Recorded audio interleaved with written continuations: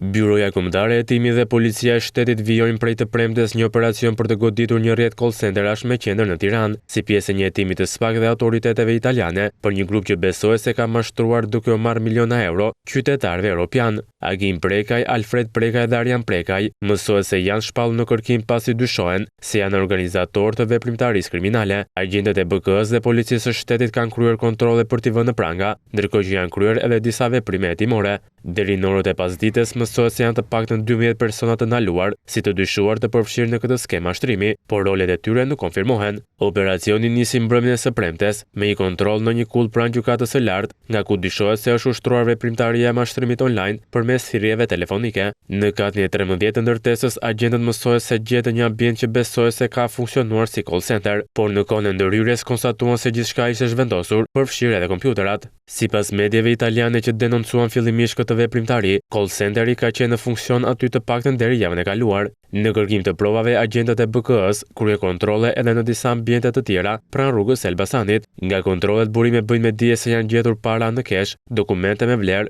si dhe janë sekuestruar disa aparate celular. Zhvendosje her pas hershme në ambiente të ndryshme me qira, besohet se është pjesë e strategjisë së organizatorëve për të humbur gjurmët dhe për të shmangur goditjen nga autoritetet. Hetimi po ndiqet nga prokurori Enejt Nakuci, ndërsa ky operacion është një nga disa aksionet të përbashkëta që SPAK dhe Policia italiane po kryejnë në vendin tonë.